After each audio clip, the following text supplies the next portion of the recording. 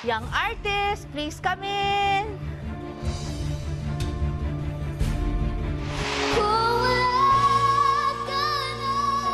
Kabahan po ako kasi po nung pagkita ko po kay Dana, para po yung narinig ko na po siyang kumanta po ng magaling. Young artist, come in, please.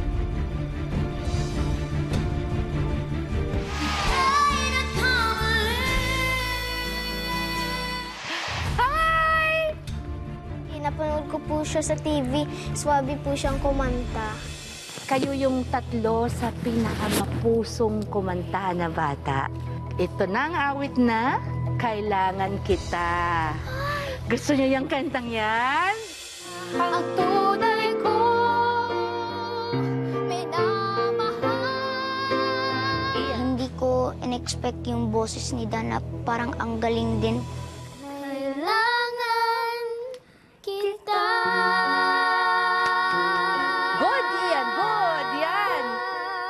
You can choose your ending note. And remember, kailangan kita. Sinasabi mo dun sa tao, kailangan kita. Sige na, i-love mo rin ako. O tandaan mo, kailangan mo rin ako.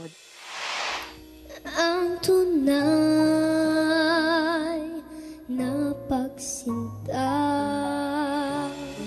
Dinidedicate ko po yung kantang yun para po sa lola ko po. Kasi po siya po ang nagturo sa akin kumanta po nung 3 years old pa po ako. Better? Nang mahigpit. Habang kumakanta po ako, si lolo po ang naiisip ko po. Yung lolo ko po kasi may sakit po siyang tuberculosis. Ito ay panaginip lamang. Importante po sa akin na mapili sa battles kasi gusto ko lang pong matulungan yung pamilya ko po. Kailangan kita, ngayon ang kailangan. Nagsisigawan na tayo. Palakasan na tayo ng boses pagdating doon sa chorus. Let's try it lang na para mas masarap sa tenga. Yung hindi sumisigaw masyado.